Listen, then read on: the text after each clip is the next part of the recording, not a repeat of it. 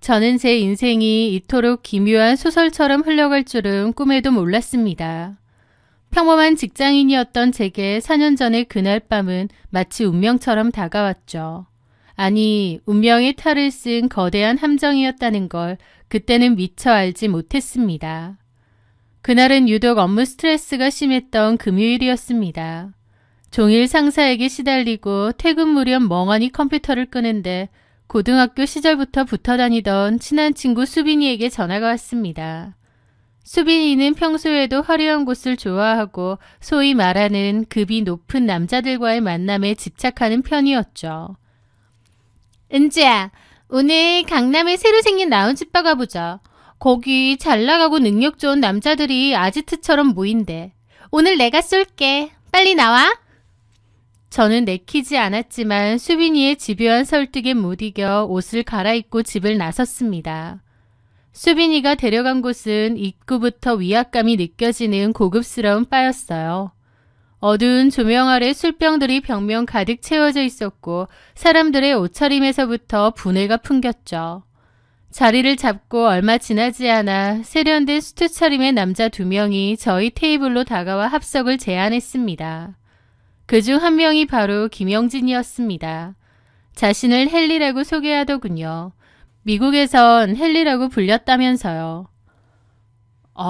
저는 한국말이 조금 서툴러서 미안해요.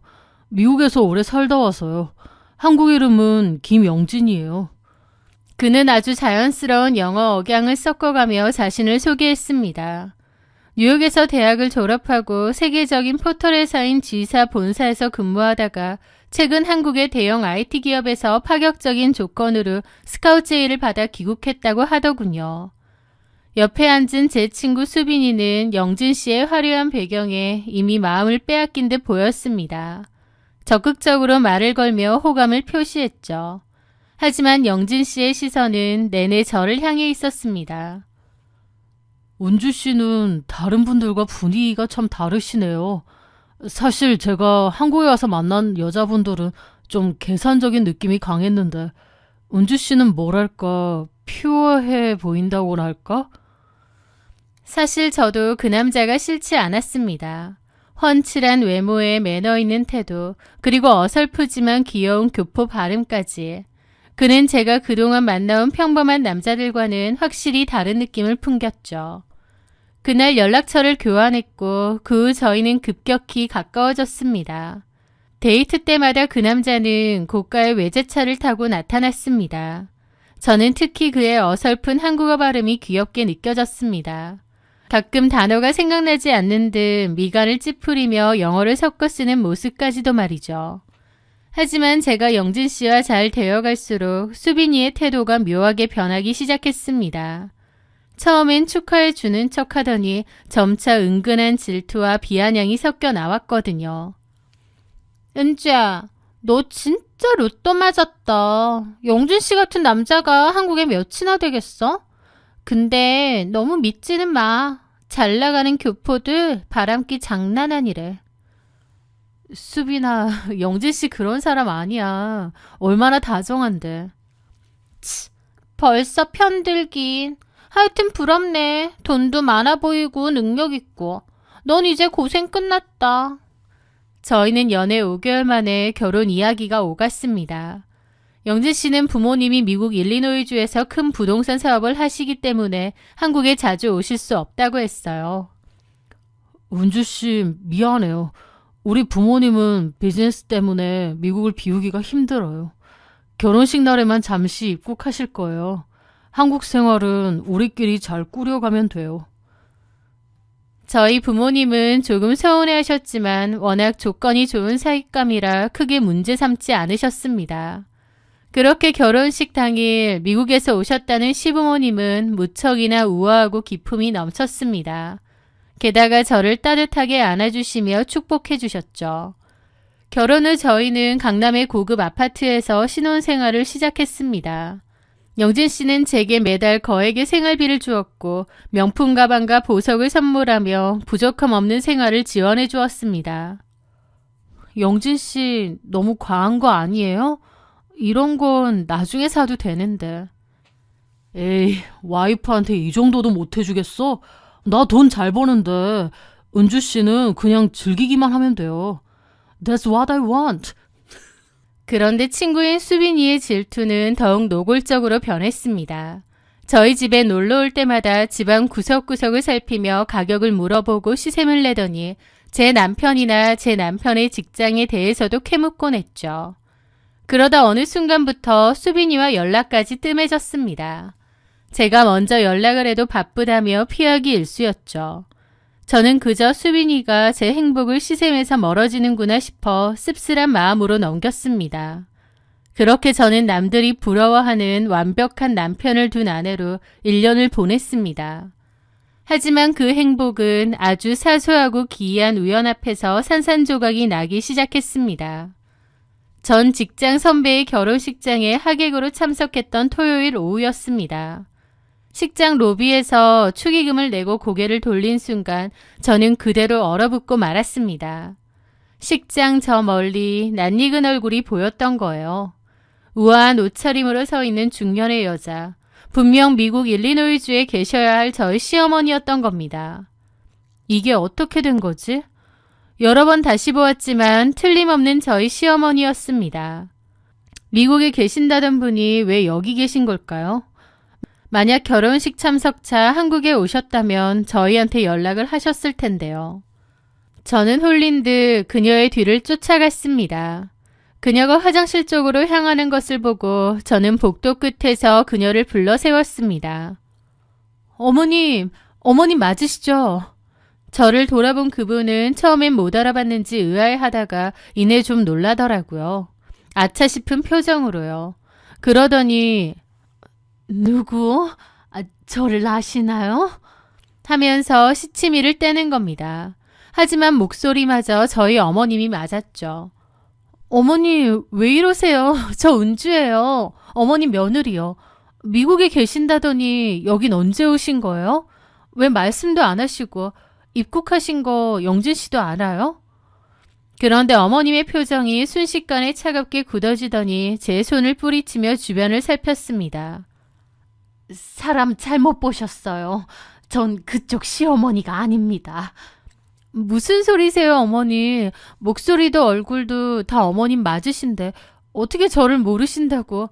그녀는 당황한 기색으로 도망치려 하는 겁니다. 저는 직감적으로 무언가 크게 잘못되었다는 것을 깨닫고 그녀의 팔을 붙잡았습니다. 잠시만요. 왜 도망가려고 하세요? 이게 다 어떻게 된 거예요? 미국 사시는 거 거짓말이셨나요? 왜 저를 모른 채 하세요? 어머님, 아니 그 여자는 끝까지 모른다고 놓으라고 했고 한참 실랑이가 있었습니다. 저는 바른 대로 말하지 않으면 절대 안 놓아드릴 거라고 남편을 지금 부르면 되겠냐고 하면서 폰을 꺼내려 했죠. 그랬더니 그 여자가 한숨을 내쉬며 화장실 구석으로 저를 끌고 갔습니다. 그리고 어쩔 수 없다는 듯 한숨을 쉬며 말했죠. 저기, 나 그쪽 시어머니 아니야. 나 그냥 대행업체에서 나온 사람일 뿐이야. 저는 머리를 한 대 얻어맞은 듯 했습니다. 대행업체요? 그래요. 역할 대행. 결혼식 때 엄마 역할 해주고 수고비 받거나 하객 대행하고. 저기 내가 신랑 엄마 역할을 워낙 여러 번 해서 그쪽 신랑이 정확히 기억은 잘은 안 나는데 하여튼 나 그쪽 시어머니 아니에요. 미안했어요. 얘기 다 했으니 이거 좀 놔요. 엄청난 충격이었습니다. 역할 대행이라뇨. 그럼 1년 전 만났던 시부모님이 전부 가짜였다는 건가요? 그럼 제 남편은요? 김영진이라는 사람은 정체가 뭔데요? 그건 나도 모르지. 난 그냥 의뢰받고 시키는 대로 연기만 한 것뿐이라니까. 이제 좀 놔요. 나 빨리 가봐야 돼. 여자는 도망치듯 자리를 떠났고 저는 한참이나 멍하니 서 있었습니다. 제 결혼 생활이 뿌리채 흔들리고 있다는 생각이 들더라고요. 어머니를 역할 대행을 썼다고? 그럼 작정하고 나를 속였다는 건데 내 남편의 진짜 정체가 뭐지 싶더라고요. 그날 이후 제 세상은 온통 잿빛으로 변했습니다. 집으로 들어가 보니 거실의 남편은 평소처럼 소파에 기대어 영문 잡지를 뒤적이고 있었습니다. 은주 씨 왔어요?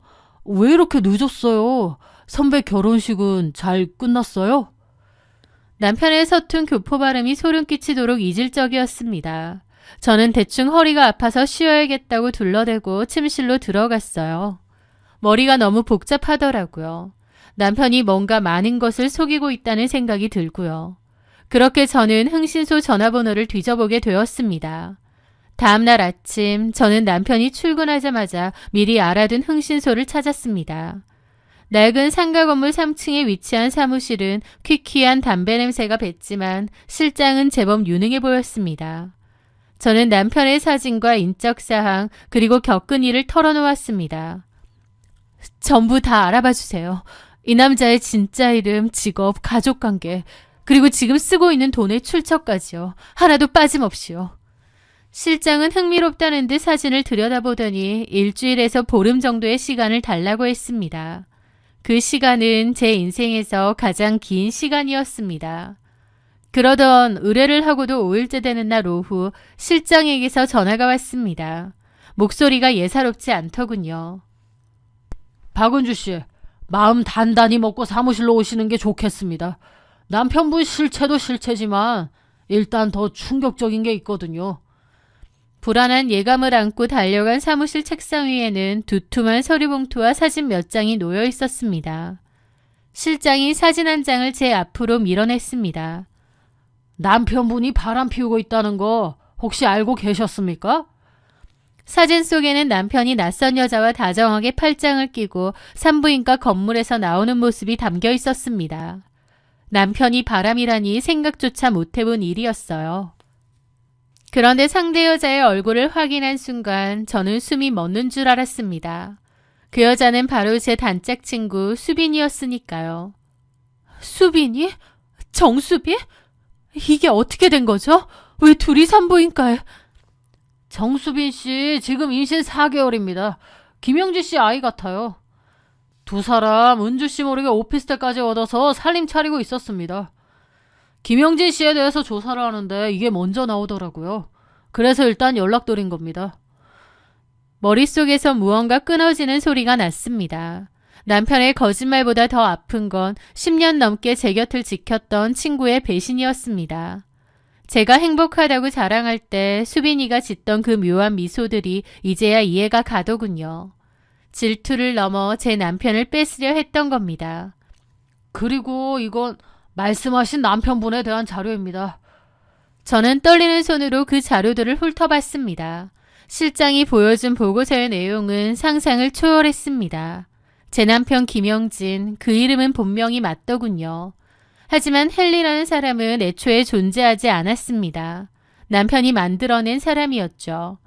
김영진은 미국 유명 대학 졸업한 교포는커녕 미국 땅 한번 밟아본 적 없는 데다 고졸 출신이었으니까요.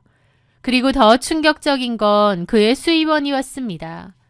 남편은 포털 사이트에 일하는 유능한 개발자가 아니라 불법 도박 사이트를 운영하는 조직의 유인책이었던 거예요. 사람들에게 도박 사이트를 알선해주고 수수료를 챙기는 명백한 범죄 가담자였던 거죠. 그가 제게 주었던 생활비와 명품들은 모두 남들의 눈물을 짜내 만든 범죄 수익금이었던 겁니다. 그마저도 나중에 확인해보니 다 짝퉁이었고요. 그 가방이 짝퉁인 것 마냥 남편이란 작자도 남편이 말한 인생도 모두 짝퉁, 거짓이었던 겁니다. 한마디로 저를 완벽하게 속인 것이었어요. 그걸 보는데 어찌나 기가 막히던지. 그런데 이것뿐인가요? 제 친구랑 바람 피워서 임신까지 시킨 거죠. 와, 내가 생각하는 이상으로 쓰레기구나 싶더군요. 그렇게 자료를 받아들고 나온 저는 떨리는 손으로 수빈이에게 전화를 걸었습니다. 몇 번의 신호음 끝에 수빈이가 전화를 받았습니다. 은지야, 웬일이야? 나 지금 좀 바쁜데. 하면서 또 전화를 피하려 하더군요. 많이 바쁘겠지. 남의 남편이랑 바람 피우려면. 그게 무슨... 잡아댈 생각하지 말고 지금 당장 우리 집 앞 카페로 와. 안 오면 나 바로 네 부모님 댁으로 갈 거야. 한동안 정적이 흐르더니 수빈이가 차분한 목소리로 대답했습니다. 그래, 어차피 언젠가는 말해야 했으니까 금방 갈게. 잠시 후 카페에서 마주 앉은 수빈이는 미안한 기색도 없었습니다. 오히려 당당하게 배를 만지며 저를 쳐다보더군요. 미안해, 은주야. 근데 나 영진 씨 정말 사랑해. 영진 씨도 나 없으면 못 살겠대. 사실 너랑 헤어지겠다고 결심했어, 영진 씨도. 너한테 조만간 얘기하겠다고 했어. 내 남편도 그러겠다고 했다고? 사실 나 처음부터 영진 씨 좋아했었어. 너도 눈치는 챘을 거야. 이렇게 된 거 이제라도 제자리 찾은 게 아닌가 싶어. 그리고 나 임신했어. 네가 그냥 양보해주면 안 될까? 우리 아이를 생각해서라도. 기가 막혔습니다. 남의 남편을 가로채고는 뱃속 아이를 무기로 양보를 논하는 그 뻔뻔함에 치가 떨리더군요. 잠시 후 남편이 들어왔습니다. 수빈이가 남편을 부른 모양이었어요. 남편은 잠시 망설이더니 수빈이 옆에 앉더라고요. 이미 알고 있더라. 나도 다 얘기했어. 우리 애기도. 남편은 제 눈치를 보며 한숨을 쉬더라고요. 그러더니 미안해. 너한테 이럴 생각은 아니었는데. 수빈이가 제 남편 손을 잡는 겁니다. 남편도 뿌리치지 않고 가만히 있더라고요. 그걸 보는데 어이가 없어서 코웃음만 나는 겁니다. 둘이 참 잘 어울리네. 애까지 가지고 둘이 그렇게 사랑한다니 내가 비켜줘야지 별 수 있어? 제가 생각보다 쿨하게 나오자 수빈이도 남편도 당황하더라고요. 대신 위자료 소송 들어갈 거야. 그 정도는 각오했겠지. 네 뱃속의 애가 증거니까. 저는 그렇게 자리를 털고 일어났습니다. 수빈이가 저를 붙잡으려 했지만 저는 뿌리치고 나왔죠. 사실 흥신소에서 자료를 받았을 때 저는 더 이상 남편과의 결혼 생활을 유지할 마음이 없었습니다. 모든 것이 다 거짓인 남자였고 모든 걸 다 속인 사기꾼 같은 사람인데 뭘 믿고 이 결혼 생활을 유지하겠나요? 거기에 수빈이랑 바람까지. 차라리 이렇게 떨궈내는 게 낫겠다 싶었어요. 하지만 배신당했다는 아픔에 눈물이 나고 괴롭더라고요.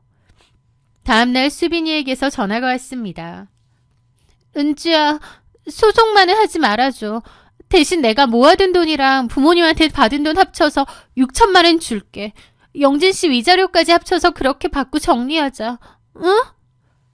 지랄하지 마. 그냥 위자료 소송만 해도 각각 3천이야. 근데 6천이면 당연히 내가 받아야 될 돈인데 그게 합의가 되겠니? 너는 머리가 그렇게 나쁘니? 잠깐만. 그럼 내가 수빈 씨한테 얘기해서 2천만 원 더 줄게. 8천. 그럼 소송에서 받는 위자료보단 더 크잖아. 너네 결혼 생활도 오래 안 됐고 애도 없고. 제발 소송만 취하해주면 안 돼? 나 곧 애엄마 되는데. 우리 친구였잖아. 2천만 원 말고 3천 더해. 9천만 원. 그러면 소송 취하하고 바로 이혼해 줄게. 저는 그렇게 그냥 던졌습니다. 그러자 수빈이는 냉큼 알겠다고 하더군요. 사실 남편의 모든 정체가 거짓이라는 것을 알았을 때 어차피 이혼할 거였는데 차라리 돈이라도 제대로 챙기자 싶더라고요. 그렇게 수빈이는 저에게 9천을 합의금으로 주었고 저는 바로 이혼 도장을 찍어주었습니다. 합의금을 건네받는 날 저는 마지막으로 수빈이에게 물었습니다. 수빈아, 친구 배신하고 남의 남편 뺏을 만큼 저 남자가 그렇게 좋았니? 뭐가 그렇게 좋았어? 수빈이는 승리자라도 된 양 희미하게 미소를 지으며 대답했습니다. 돈 많고 잘생기고 능력 좋고 무엇보다 내가 예전부터 능력 있는 교포 남자가 이상형이었잖아. 난 후회 안 해. 그 대답을 듣는 순간 제 입가에 쓴웃음이 번졌습니다. 그래, 후회하지 마. 너네 잘 어울려. 너는 그런 이유로 그 인간이 좋았구나. 나는 반대로 바로 그 이유들 때문에 헤어지는 건데. 뭐라고? 내가 영진 씨랑 만나서 이혼하는 거잖아. 그 이유가 전부는 아니야. 어쨌든 잘 먹고 잘 살아라. 진심이야. 수빈이는 제 말의 의미를 이해하지 못한 듯 고개를 갸웃거렸습니다. 저는 차갑게 돌아섰습니다. 그리고 앞으로 다시는 살면서 보지 말자. 우린 이제 더 이상 친구 아니니까. 저는 그렇게 두 사람을 제 인생에서 도려냈습니다. 이혼 서류가 모두 처리가 되고 법원을 나서던 날 하늘은 지독하게 맑았습니다. 제 인생을 송두리째 기만했던 그 남자도 10년 지기 친구의 가증스러운 눈물도 이제는 상관없는 일이 되었죠. 수빈이는 제가 준 마지막 경고의 의미를 전혀 깨닫지 못한 듯 했습니다. 그녀는 제 전남편이 준 가짜 다이아몬드 반지를 끼고 SNS에 행복을 과시하기 바빴습니다. 저는 그들에게 받아낸 합의금과 위자료로 한 달간 유럽 여행을 다녀왔습니다. 낯선 공기와 풍경 속에서 제 지난 기억들을 훌훌 털어버리고 새로 살아갈 힘을 얻었죠. 가끔 들여다본 수빈이의 SNS 속 전남편은 여전히 헨리라는 이름으로 살고 있더군요. 그래, 너희 둘은 정말 완벽한 짝이야. 서로의 거짓말을 먹고 사는 괴물들끼리 잘 먹고 잘 살아라. 그렇게 한국으로 돌아온 저는 다시 직장에 복직했고 성실하게 제 일상을 가꿔 나갔습니다. 1년이라는 시간은 생각보다 빠르게 흘렀고 제 기억 속에서 그들의 이름은 점차 흐릿한 안개처럼 지워져 갔습니다. 그러던 어느 날 오후였습니다.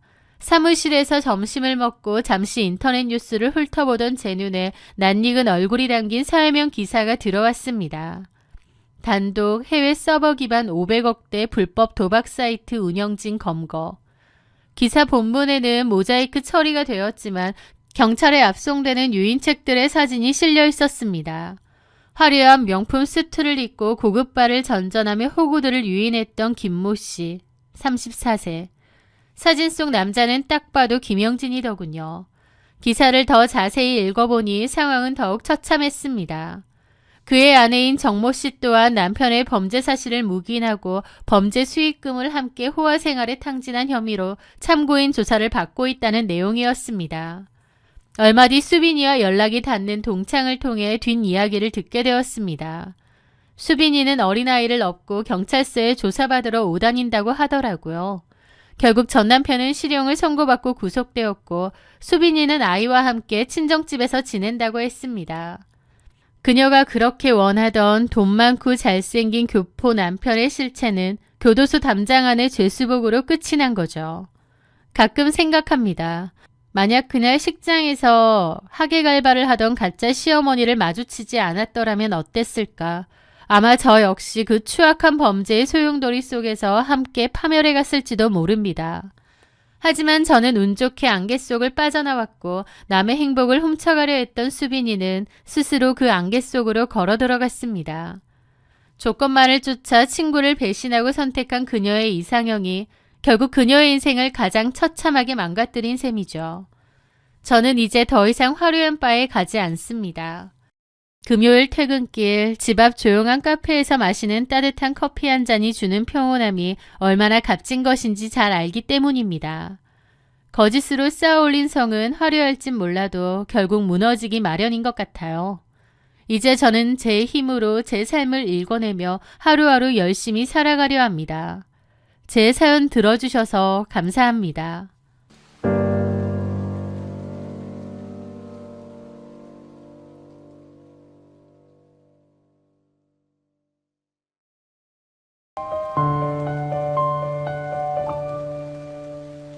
제 전남편은 소아과 개원이었습니다.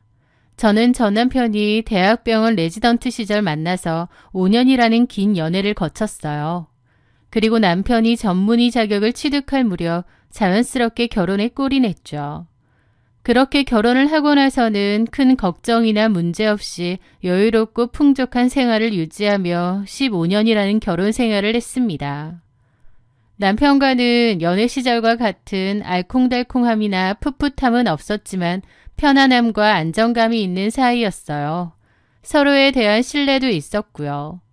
저는 그때까지 제 삶에 만족하며 살았고 큰 문제는 없었습니다. 그리고 그때까지 제 삶에 거대한 해일이 갑자기 닥쳐올 거라고 생각하지 못했습니다. 늘 문전성시인 소아과 원장의 아내, 경제적으로 부족할 것 없고 여유로워 남들이 다 부러워할 만한 인생. 저도 제가 언제까지나 그럴 줄 알았던 거죠. 그런데 어느 날 제 인생이 180도 뒤바뀌는 사건이 생겼습니다. 그 사건의 중심에는 저의 친한 친구인 조수진이 있었습니다. 조수진은 대학교 시절부터 친하게 지내던 동기였죠. 제가 먼저 결혼을 했었을 때 수진이는 저더러 의사 남편 만나서 좋겠다고 했었습니다. 수진이는 결혼을 굉장히 잘하고 싶어 했기에 저를 좀 부러워하기도 했어요. 하지만 그때까지만 해도 자기도 괜찮은 남자 만나서 결혼할 거라고 호언장담을 했었습니다. 그리고 1년 정도 뒤에 수진이도 결혼을 했어요. 수진이의 남편도 이름만 대면 알만한 번듯한 대기업의 직원이었기에 수진이도 결혼을 잘한 편이었습니다. 수진이네 남편은 연봉도 높았고 회사 복지도 좋았거든요. 또 무엇보다 사람 됨됨이도 착하고 선해 보이고요. 그래서 저나 저희 동기들도 수진이의 결혼을 진심으로 축하했고 수진이도 행복해 보였습니다. 하지만 그 후 수진이는 제 결혼 생활을 볼 때면 은근한 비교의식을 드러내곤 했습니다. 그래도 대기업 월급쟁이가 의사 수입을 어떻게 따라가겠니? 넌 참 좋겠다. 평생 돈 걱정은 안 하고 살 거 아니야. 나도 전문직 남자랑 결혼하고 싶었는데. 야, 너네 남편 정도면 완전 능력자지. 그렇긴 하지만 너만 하겠니? 농담처럼 던지는 그 말 속에 묘한 열등감이 섞여 있다는 것을 느꼈지만 저는 그저 친구의 가벼운 푸념이러니 하고 넘겼습니다. 그렇게 각자의 가정을 꾸리고 5년쯤 지났을 무렵이었습니다. 수진이의 남편이 돌연 그 좋은 회사를 그만두고 개인 사업을 시작하겠다고 했다더군요. 수진이는 그때까진 남편의 결정을 자랑스럽게 여겼습니다. 자기 남편이 워낙에 능력이 좋은 사람이라 월급쟁이로만 살기에는 아쉽다고요. 저도 똑똑하고 유능한 사람이니 어련히 잘 하겠거니 하면서 친구네를 응원했습니다. 하지만 안타깝게도 현실은 녹록치 않았어요. 수진이네 남편의 사업은 예상처럼 풀리지 않았다고 했고 상황이 급격히 안 좋아졌다더군요. 나중에는 빚까지 생겨서 결국 수진이네는 가지고 있던 자가를 처분하기까지 해야 했습니다. 자가에서 전세로 평수도 반절이나 확 줄어들어 이사를 해야만 했던 수진이는 상심이 너무 컸는지 한동안은 친구들과 연락도 하지 않았습니다. 당연히 제 연락도 받지 않더라고요. 다른 친구들의 말에 따르면 그 일로 남편하고 사이도 몹시 안 좋아졌다고 했죠. 제가 도울 일이 있다면 돕고라도 싶었지만 그 일이 있고 한 5년간은 거의 연락이 되지 않았어요. 그러다가 어느 날 갑자기 수진이에게서 연락이 왔습니다. 윤희야, 잘 지내지? 어머, 수진아, 세상에 너무 오랜만이다. 그동안 잘 지냈어? 나야 뭐 똑같지. 저기 있잖아. 나 너한테 부탁할 게 좀 있어서 연락했는데. 부탁? 뭔데? 저는 처음에 수진이가 돈을 빌려달라고 전화를 했나 싶기도 했습니다. 5년 만에 연락이 와서 갑자기 부탁이 있다고 하니까요. 하지만 돈을 빌려달라는 부탁은 아니었습니다. 나 간호조무사학원을 다녔었거든. 그런데 나이도 있고 경력은 별로 없어서 그런지 취업이 녹록지가 않은데 혹시 너네 남편 병원에 자리 좀 없을까? 라는 거예요. 쭈뼛대며 부탁하는 친구가 너무 짠하기도 했습니다. 그리고 열심히 살아보려는 친구의 모습이 너무 멋있게 느껴지기도 했죠. 저는 걱정 말라고 내가 남편에게 물어보겠다고 자리가 없어도 만들어주겠다고 했죠. 수진이는 뭐 그럴 것까지 있느냐며 웃었지만 저는 진심으로 열심히 살려고 하는 친구를 돕고 싶었습니다. 그렇게 저는 남편에게 얘기를 했고 수진이는 저희 남편 병원 데스크 일을 시작하게 되었어요.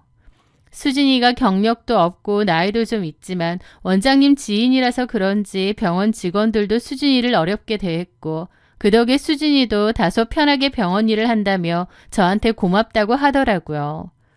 그렇게 수진이가 저희 남편 병원에서 일하게 되면서 다시금 잘 지내게 되었습니다.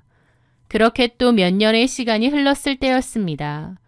어느덧 수진이도 저도 모두 40대 중반이 넘어가고 있었죠.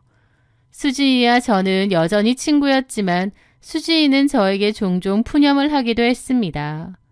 분명 처음 시작은 저나 자기나 크게 다르지 않았던 것 같은데 이제는 생활 수준이 너무 달라졌다면서요. 저는 50평대 아파트에서 병원장 사무로 지내며 여유로운 일상을 보내고 있고 수지인의 남편은 이렇다 할 직장을 다시 구하지 못하고 사업을 놓지 못한 탓에 여전히 경제적인 압박을 견디며 산다고 했습니다. 그나마 수지이가 병원에서 일을 하며 생활비를 벌고 있고 남편은 계속 사업이 언젠간 잘 될 거라면서 버티고 있다더군요. 한 번씩 저랑 밖에서 만날 때면 수지이는 우울한 얼굴로 그러는 겁니다. 여자는 남자 정말 잘 만나야 돼. 남자도 여자 잘 만나야 되지만 여잔 특히나 더 그래. 나 봐. 네가 뭐 어때서 딸도 잘 크고 있고 직장 다니면서 멋지게 잘 살고 있잖아. 제 말에 수진이는 눈을 흘기더라고요. 병원 사모인 네가 그렇게 말하니 조금 고깝게 들리는 건 어쩔 수 없네. 내 자격지심이라 생각해라. 얘는 하여튼 나는 우리 딸한테 무조건 전문직 남자 만나라고 할 거야. 봐봐, 너는 전문직 남자 만나서 이렇게 사모님처럼 살잖아. 솔직히 대학 다닐 시절만 해도 내가 더 인기도 많고 잘 나갔는데. 내가 너네 신랑 만났어야 했는데. 농담이야. 수진이가 노골적으로 그런 말까지 하길래 너무 불편하기도 하더라고요. 저는 그런 수진이의 시선이 불편해 앞에서는 씀씀이를 줄이고 말을 아꼈습니다. 그리고 그런 푸념들이 점점 불편해 사적으로 만나는 일은 점점 줄어들게 되더라고요. 어느 순간 저도 수진이도 서로 연락을 많이 하지 않았고요. 그러던 어느 날이었습니다. 대학교 동기 중 또 다른 친구인 영선이에게서 전화가 걸려왔습니다. 영선이는 평소 사주나 신점 같은 것을 보러 다니는 것을 무척 좋아하는 친구였어요. 친한 점쟁이나 보살들도 많고요. 오죽하면 사주나 점 보러 갈 때는 영선이한테 물어보면 된다고 할 정도였죠. 그런데 그런 영선이가 전화해서 아주 황당한 이야기를 전해주는 겁니다. 윤희야, 너 놀라지 말고 들어. 내가 이 얘기 전에 듣고 너무 소름이 돋아서. 무슨 일인데 그래? 수진이 있잖아. 너네 남편 병원에서 일하지? 맞아. 요즘 좀 만나니? 요즘은 잘 안 만나. 서로 바쁘기도 하고. 그런데 왜? 아니, 전에 수진이가 연락이 와서 자기가 좀 궁금한 게 있어서 그런데 엄청 용한 집 없냐고 물어보는 거야. 점집 말이야? 그래서 내가 좀 친하게 지내는 언니가 있는데 그 언니가 사실 1년 전에 신내림 받았거든? 그래서 그 언니가 신발이 장난 아니야. 마침 잘 됐다 싶어서 수진이한테 그 언니를 소개해줬단 말이지. 그런데? 그런데 그 언니가 나한테 그러는 거야. 소개해진 네 친구 점 보러 왔는데 물어보는 게 좀 희한하고 섬뜩하더라고. 뭐가 희한하고 섬뜩하다는 거야? 아니, 수진이가 기껏 비싼 돈 주고 신점을 보러 가서는 자기 가족 사주나 남편 사업운 같은 건 묻지도 않고 다짜고짜 다른 부부 사주를 내밀면서 이 두 사람 궁합을 봐달라고 했다는 거야. 다른 부부 궁합을 왜 봐? 내 말이 그 언니가 황당해서 이게 댁부부 사주냐 다시 물었더니 아니라고 친구 부부 사주라고 그러더래. 그래서 그 보살 언니가 친구네 사주를 왜 보느냐 물었는데 자기한테는 꼭 자매만큼이나 가깝고 친한 친구인데 부부 사이가 썩 안 좋을 것 같아서 걱정이 돼서 막 봐달라고 그랬더라는 거야. 아니 근데 그게 말이 돼? 그래서 그 보살 언니도 황당해서 그랬대. 당신이 무슨 친정엄마나 언니도 아니고 친구네 부부 궁합 사주를 왜 보느냐고. 그랬더니 수진이가 그만큼 친한 친구라서 그러니까 봐달라고 계속 졸랐다는 거야. 그러면서 하는 말이 혹시 남편 쪽에 이혼수는 없느냐, 이 부부 사이는 괜찮으냐 하면서. 그 순간 등줄기를 타고 서늘한 소름이 쫙 끼쳤습니다. 저는 설마 하는 기분으로 물었죠. 그래서 그 사주가 누구 건데? 보살님이 나더러 혹시 아는 사람 거냐는데 생년월일을 가만히 들어보니까 네 건 거야. 한마디로 너랑 네 남편 궁합을 봐달라고 했다는 거잖아. 아니, 이미 결혼해서 15년 넘게 사는 사람들을 두고 무슨 궁합을 봐달라는 거니? 걔 미친 거 아니야? 말문이 막혔습니다. 세상 천지에 남의 집 부부 사주를 듣고 점집까지 찾아가 언제 이혼하느냐를 묻는 사람이 어디 있나요?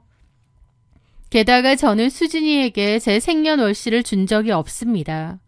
물론 친구니까 제 생일 정도는 알죠. 하지만 구체적인 제 시간까지는 수진이가 알 리가 없었어요. 그런데 대강 들어보니 제가 태어난 시간까지도 알고 있더라고요. 그런데 영선이의 말은 거기서 끝나지 않았습니다. 윤이야, 더 기가 막힌 건 말이야. 그 보살님이 너랑 네 남편 사주를 풀다가 그랬대. 이 남편 사주에 지금 다른 여자가 단단히 껴있다고. 밖으로 논 지 한참 됐다고. 겉으로는 젠틀한 척 가정적인 척 하지만 사실 속은 능구렁이에 여자도 많은 사주라고 말이야. 뭐라고? 우리 남편이?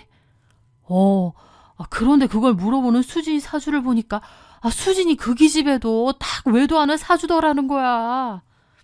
영선이는 조심스럽게 하지만 확신에 찬 목소리로 덧붙였습니다. 윤이야, 점집에 와서 남의 부부 이혼수나 묻는 꼬라지를 보니 수진이랑 너희 남편 뭐가 있는 것 같은데 너 뭐 이상한 거 눈치챈 거 없었니? 어안이 벙벙하더라고요. 이게 다 무슨 소린가 싶고요. 전화를 끊고 나서도 한참 동안 거실 소파에 앉아 허공을 응시했습니다. 솔직히 사주가 과학적인 것도 아니고 제 남편이 바람을 피는 사주니 뭐니 하는 걸 100% 믿을 수는 없었죠. 하지만 수진이가 저와 제 남편의 궁합 및 이혼수를 봤다는 건 수진이와 제 남편 사이에 분명 무언가가 있다는 뜻 같았습니다. 그러면서 남편의 최근 행동들을 곱씹어 보았어요. 개인병원 특성상 퇴근이 일정했던 남편이었는데 유독 몇 달 전부터 제약회사 세미나 의사협회 동기 모임이라는 핑계로 밤늦게 귀가하는 횟수가 눈에 띄게 늘어 있었습니다. 모임도 많이 늘었고요. 집에 돌아와서도 휴대폰을 손에서 놓지 않았고 주말이면 피곤하다며 안방에 들어가 문을 닫고 혼자만의 시간을 가지기도 했죠. 그저 병원 운영이 고단해서 그러려니 이해했던 그 모든 행동들이 영선이의 말을 듣고 나자 완전히 다른 의미로 다가왔습니다. 하지만 저는 섣불리 남편을 추궁하거나 화를 내지 않았습니다. 점쟁이 말만 듣고 남편을 추궁할 순 없었으니까요. 대신 그날부터 조용하고 치밀하게 남편의 동선을 관찰하기 시작했습니다.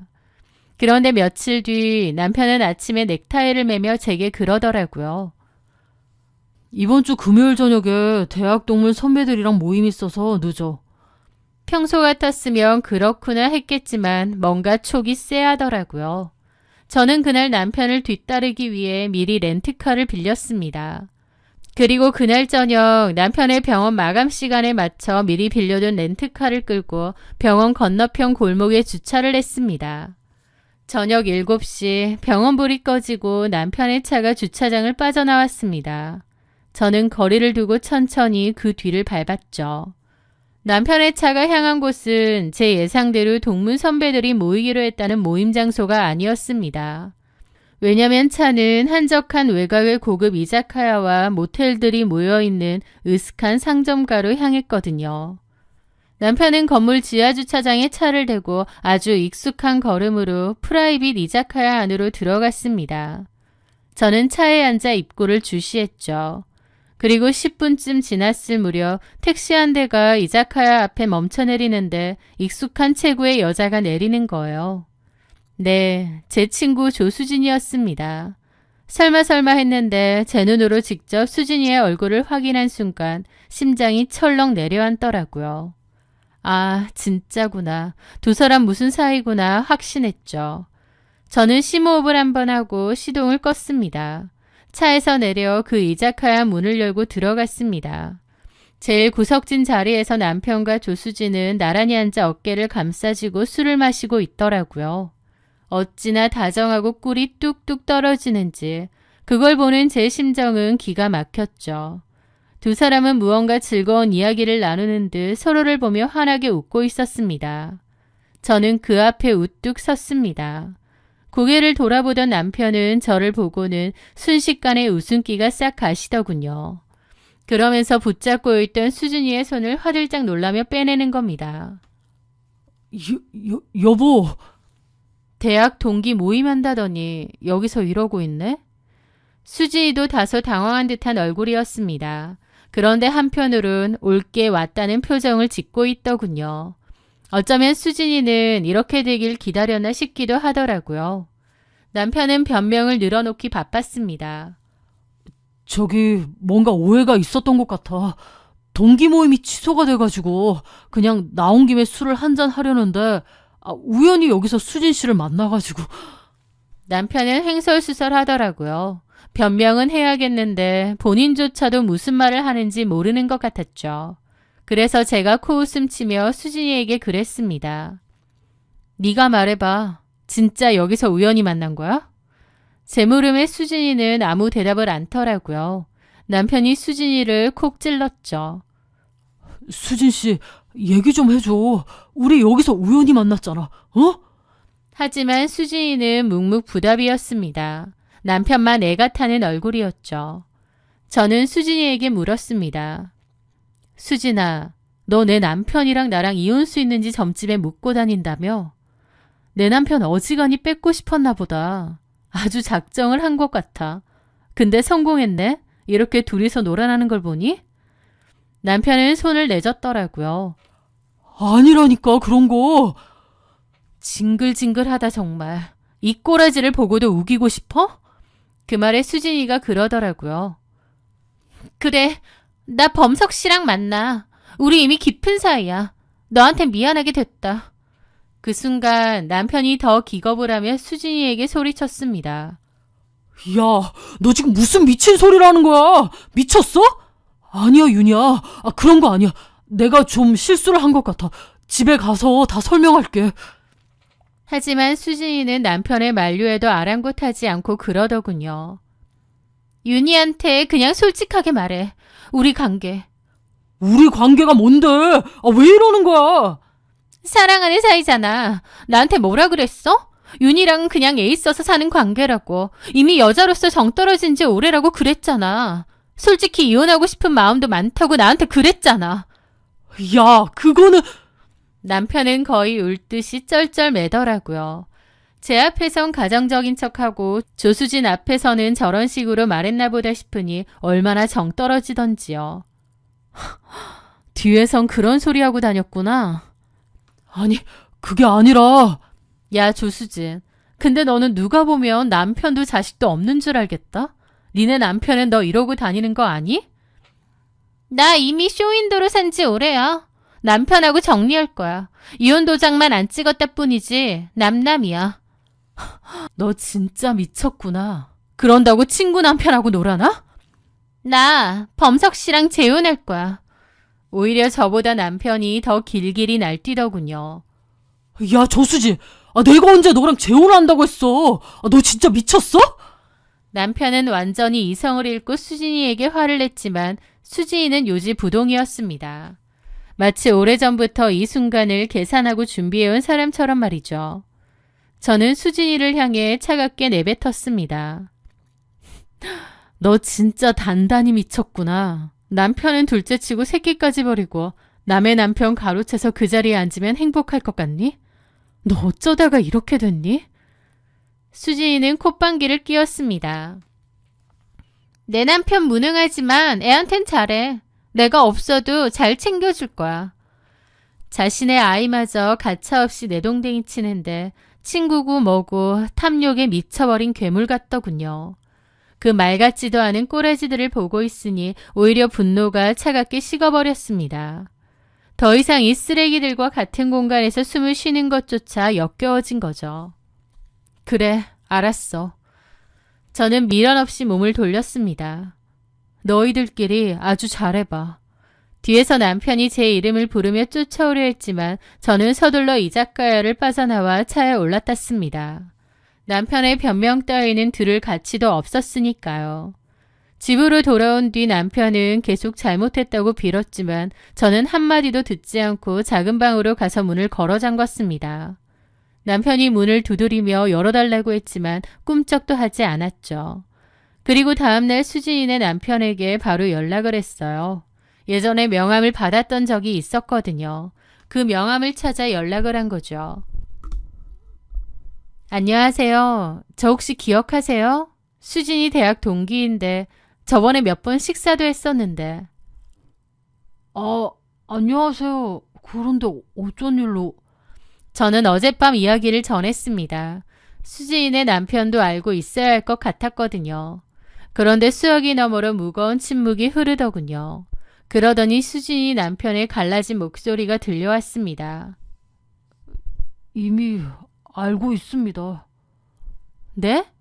그 여자 밖으로 걷던 지 꽤 됐습니다. 얼마 전부터는 이혼해달라고 노골적으로 요구까지 하고요. 저도 너무 지쳐서 이혼을 준비 중이에요. 만나는 남자가 있다는 건 알았는데 그 남자가 그쪽 남편분일 줄은 몰랐네요. 진짜 미친 건지. 수진이의 남편 역시 조수진의 외도를 모두 알고 있었고 이미 이혼을 준비하고 있었던 겁니다. 기가 막히더라고요. 그날 전화를 끊고 많은 생각을 했습니다. 아내의 친구인 줄 뻔히 알면서도 그 가벼운 유혹에 넘어가 놀아난 얄팍하고 천박한 내 남편에 대해서요.